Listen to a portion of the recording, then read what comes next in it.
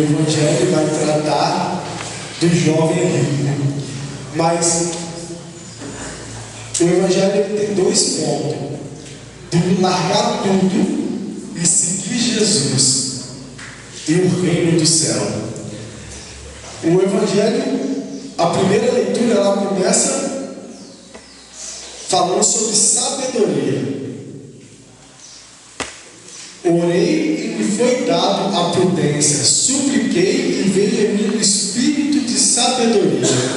E na primeira leitura ainda vai dizer que a sabedoria é algo muito mais valioso que o ouro ou a prata. Ela vai fazer essa associação, né? Quando a gente fala de sabedoria, a gente vai lembrar logo do rei Salomão, né? Aquela passagem da dividir o filho no meio. De tanta sabedoria, Salomão vai pedir a Deus sabedoria. Deus fala para Salomão: o que pedires eu lhe darei. E Salomão pede sabedoria, porque um homem sábio, ele vai entender os desígnios de Deus, aquilo que Deus quer. E é interessante que no Evangelho ele vai tratar justamente isso, a riqueza que vem do ouro e a prata. O Evangelho vai dizer que o jovem ele era muito rico, mas de bens materiais, e não a riqueza da sabedoria. Ele não possuía, então ele não conseguia entender o que Jesus queria. Ele não entendia. Então, quando Jesus o desafia a dar um passo além, porque na verdade, aqui a gente não pode dizer que aquele jovem era cristão, porque esse termo ainda não existia. Mas aquele jovem era um religioso, ele cumpria os seus mandamentos, ele fazia aquilo que os pais ensinaram, ele honrava os mandamentos. Então, nos dias de hoje, ele seria um bom cristão. Mas Jesus pede algo a mais. Essa é a grande graça de ser cristão. O cristão, ele nunca está acabado. Ele nunca está pronto. Hoje a gente não ouve tanto mais, mas há uns tempos atrás a gente ouvia muito isso quando alguém deixava de ser católico, passava a ser evangélico, protestante, aí chegava para a gente e falava assim: agora eu estou convertido. Não era assim? Eu me converti. Aí uma vez eu chateado, bravo, porque às vezes eu fico também. As pessoas me encontram e falam assim: eu quero ser bonzinho, às vezes eu sou até ignorante, né, amor? E aquele dia eu estava, como dizem, a avó atrás da porta. Aí a pessoa: eu me converti, agora eu estou convertido. Eu falei: então morre. Eu falei assim: então morre. Se você já está convertido, está pronto, está fazendo o que aqui sofrendo? Morre uma vez, velho. Né? E aí, aqui o Evangelho vai tratar sobre isso. Ele era um bom cristão. Nós somos bons cristãos. Mas Jesus vai sempre me pedir algo mais. Se eu leio a leitura uma vez por dia, por que eu não leio duas? Por que eu não leio 2 capítulos? Por que eu não me entrego mais a Jesus? E essa dinâmica de Jesus é engraçada, porque a gente vai, às vezes é difícil chegar, a gente chega com todas as dificuldades. Jesus nos pede um pouco, aí a gente faz um pouco, aí Jesus nos pede mais um pouquinho, e assim a nossa caminhada cristã, ela vai caminhando, ela vai dando passos, e aí a gente vai se tornando mais semelhante ao Mestre. A gente vai se tornando mais semelhante a Jesus. Isso é um processo de santificação.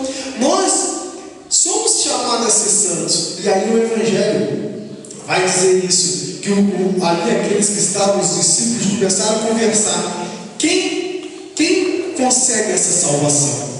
Aí Jesus vai dizer: ninguém de nós somos dignos da salvação. A salvação ela é um estado de graça. É Deus que quer que nós sejamos salvos, e não eu que mereço ser salvo.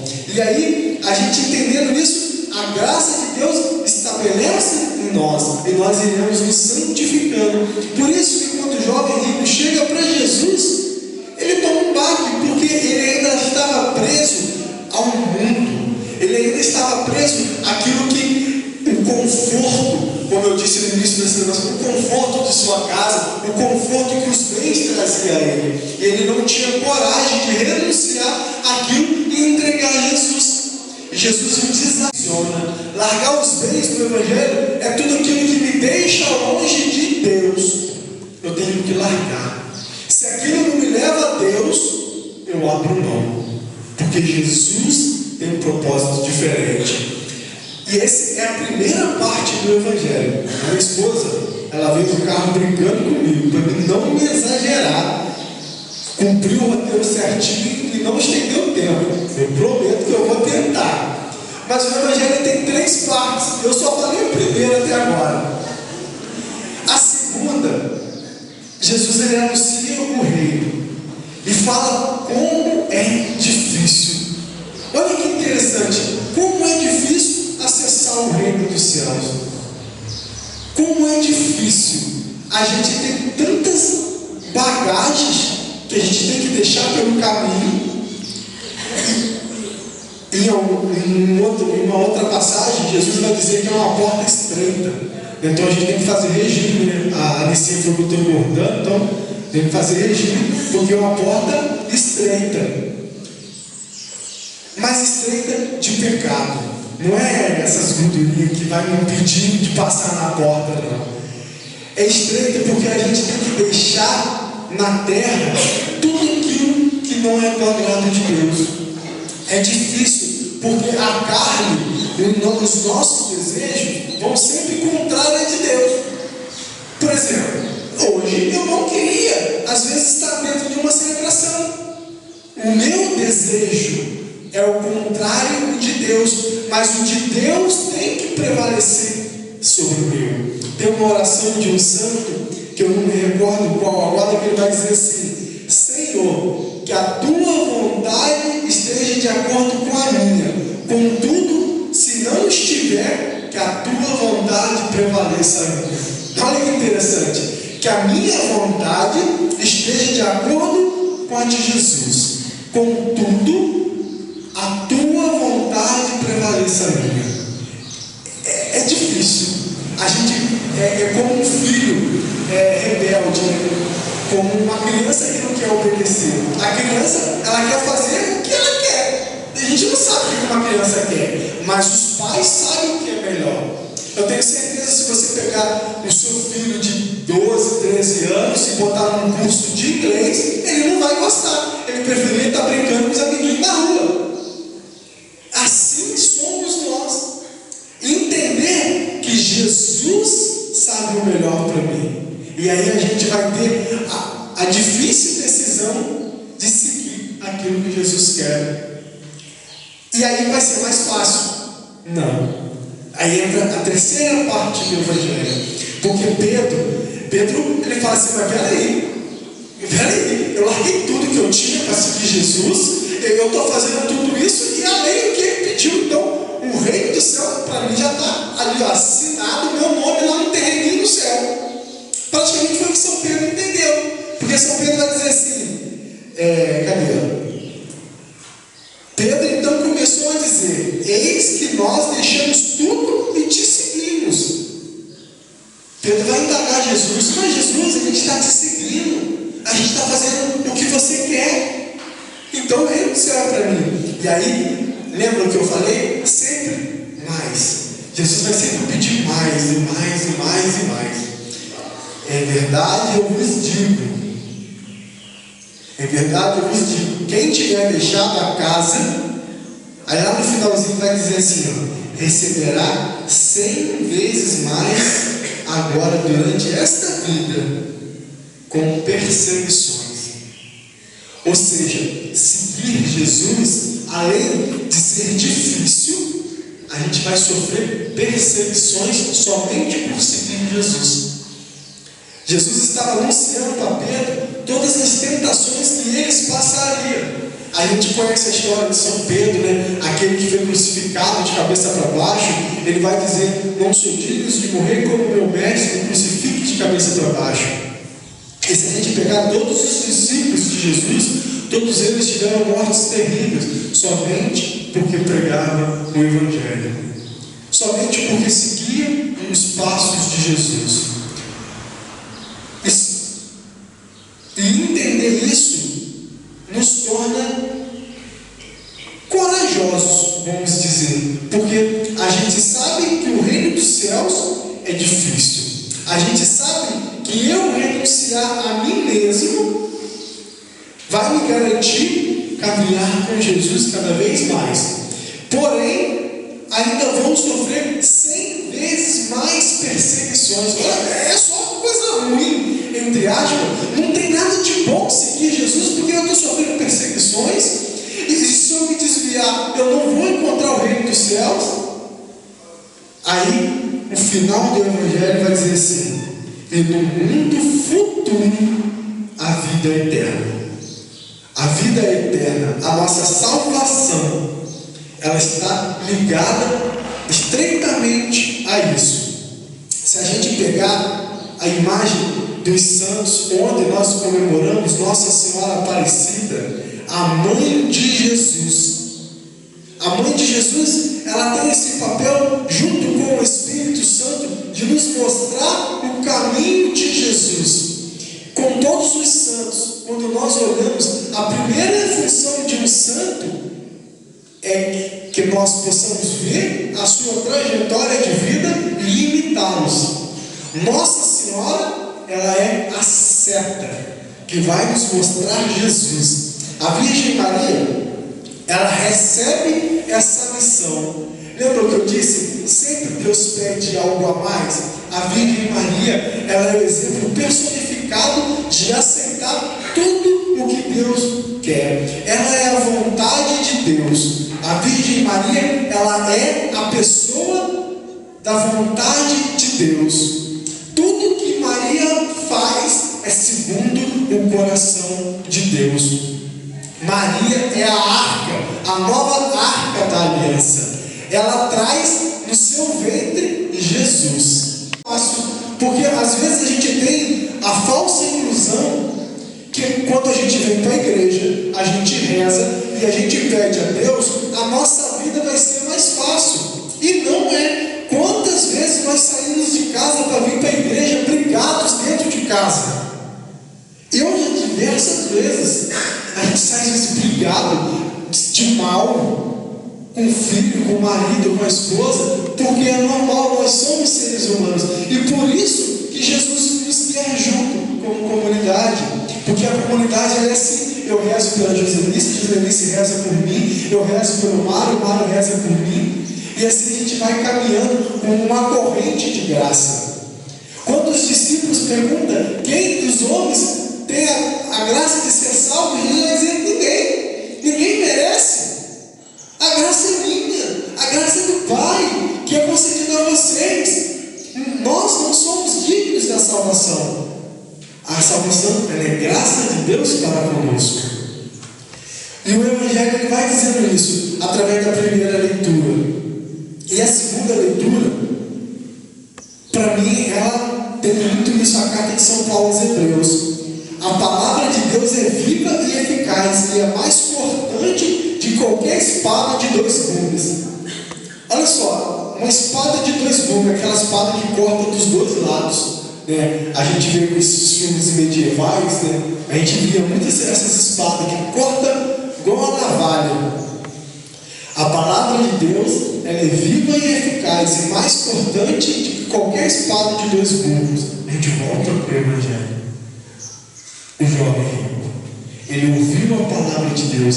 O Evangelho vai dizer que ele ficou triste, porque a espada corta, e ele entendia que ele tinha que renunciar a tudo aquilo, mas ele não tinha coragem de ir ao encontro de Jesus. Ele não tinha coragem de pegar tudo aquilo que ele tinha, aquelas riquezas que ele conquistou, vender e dar aos pobres e seguir Jesus. Ele não conseguiu entender qual era a grande riqueza. A riqueza é Jesus. Não existe nada além de Jesus. Quando São Pedro vai dizer: mas nós já fazemos isso, Jesus faz, mas as perseguições virão. As perseguições virão dar e vocês irão sofrer 100 vezes mais do que vocês estão dando. Às vezes a gente está dentro da igreja e a gente não entende por que nós passamos situações. Por que um cristão fica doente? Por que um cristão tem câncer? Por que o Papa morre de uma doença? Por que a gente não entende? Ô Edson, a guerra lá de Israel com o Líbano, o povo lá está sofrendo pra caramba, a Bíblia está falando aí, velho.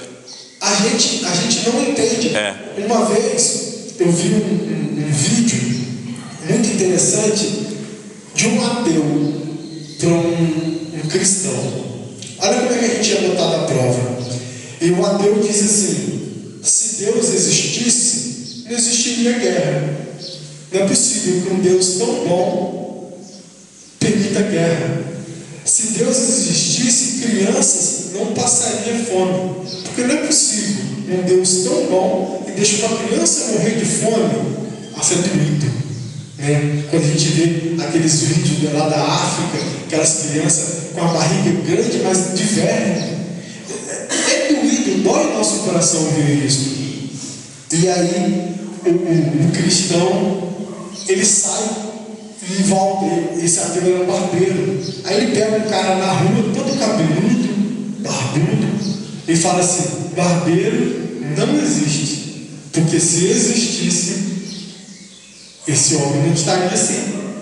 Aí o barbeiro responde: eu existo, mas é necessário que ele venha até mim para que eu possa cortar o cabelo. Aí o cristão responde: exatamente, Deus existe, mas é necessário que nós possamos ir até Ele, experimentar do Teu amor.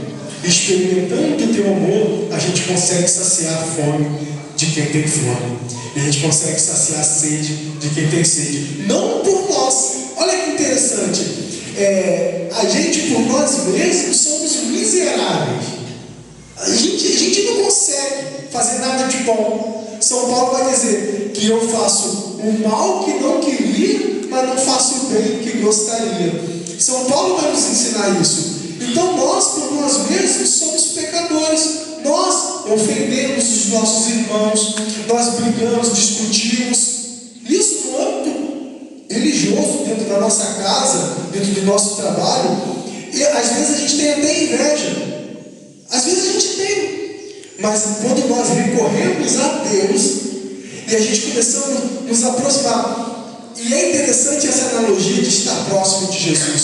Porque o jovem rico, ele era um bom religioso. Ele era um bom religioso, mas ele não estava próximo de Jesus. Jesus queria ele mais perto. Mais perto, porque quanto mais perto você está, mais parecido você fica. É como um filho. Um filho, por exemplo, aqui tem a Dani e tem a Ivy, que é a filha da Dani. A gente vê traços que é semelhante. Talvez, Dani, ela vai poder dizer melhor que eu. A Ivy tem até algumas manias da Daniela, do pai.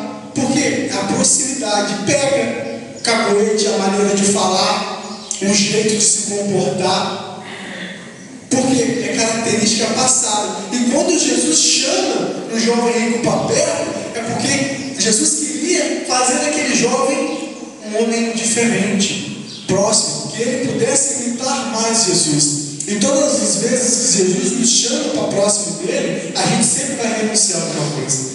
A gente sempre, quando vem para a igreja, a gente vai deixar alguém em casa que queria estar com a gente. A gente vai renunciar um tempo com a nossa família. A gente está sempre renunciando algo para estar com Jesus. Mas é necessário cada vez mais e mais. Ó Senhor, com o vosso amor, exultaremos de alegria. Eu gosto muito de assistir podcasts. Às vezes eu deixo rolando lá e eu fico ouvindo. Essa semana eu estava assistindo do padre Christian Shankar. E o padre Christian Shankar falou que o maior exorcismo de todos é a alegria. Não existe exorcismo mais poderoso que uma pessoa alegre. Uma pessoa alegre, ela tem o poder de exorcizar qualquer demônio.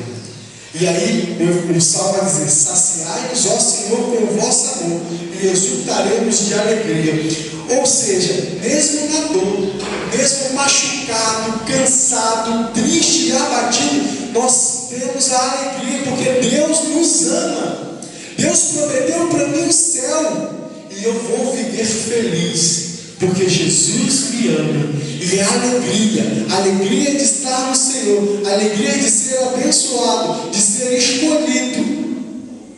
Mesmo que eu tenha dor, mesmo que eu esteja cansado, aquele dia que eu não quero sair de casa, eu vou, porque a alegria ela é contagiante, e a alegria ela tem o poder de exorcizar qualquer mal. Que a gente possa sair nesta manhã com essa certeza: a alegria ela tem o poder de exorcizar qualquer mal. Então, quando nós estivermos tristes por qualquer situação, que nós possamos lembrar que a alegria ela exorciza qualquer mal. Alguém já viu a luz brilhar na escuridão? Alguém já viu? O que acontece num quarto escuro quando se acende a luz? Ilumina, clareia rápido, não tem nem vestígio de escuro. O máximo que pode aparecer é uma sombra. Mas quando se acende a luz, o escuro some. E assim também é a alegria. Um cristão ele tem que ser alegre. Não existe cristão triste. O cristão ele tem que ser alegre, porque Jesus é a luz, e o cristão é chamado a ser luz. E onde a luz chega, a escuridão some, ela é dissipada. E cada um com a sua alegria. Mas nós temos que ser alegres, porque Cristo é luz, é alegria, é luz. Por isso eu já te convido a ficar de pé nesse momento, fechar os seus olhos e pedir mesmo a graça de Deus de ser cheio do Espírito Santo. Ser cheio da graça de Deus, porque é somente Deus que tem esse poder de nos transformar, de estar mais próximo de Jesus, de caminhar ao seu lado. Essa é a graça que Jesus quer derramar sobre nós hoje. Você nesse momento feche os seus olhos e se coloque no lugar do jovem rico. O que você deve renunciar no dia de hoje, nesta manhã? Qual é a renúncia que nós temos que fazer no seu íntimo, no seu coração? Você sabe o que devemos renunciar, o que devemos entregar para Jesus. Jesus, aqui ó, tudo que eu tenho, toma, esse sou eu. Você diante de Jesus não precisa ter vergonha, porque Jesus te conhece, mas é necessário nós nos entregarmos a Ele nesse momento, nesta oração, pedimos: Jesus, eu quero te imitar mais. Eu não tenho força de renunciar ainda, mas eu quero ter. Que a espada de transfugo corte todos os meus desejos e eu possa me entregar mais a Ti.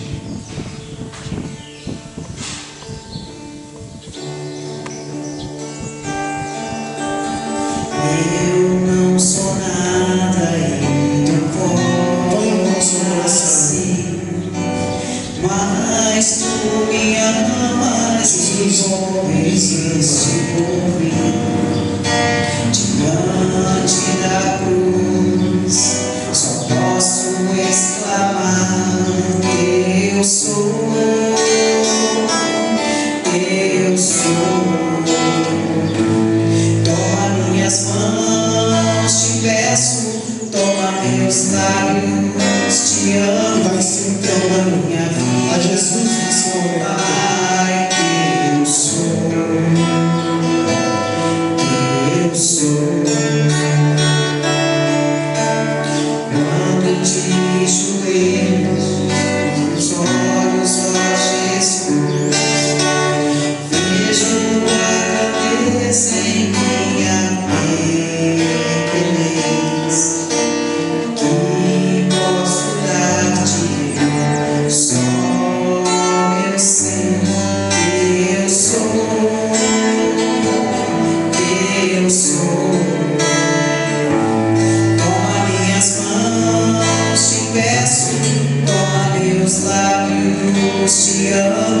toma minha vida, Pai, eu sou.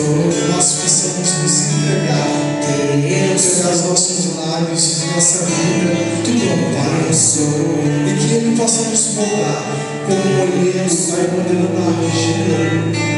Nós nos tornamos instrumentos de Deus nesta vida. Que os nossos lábios, ao falar, que possa falar mais do Evangelho.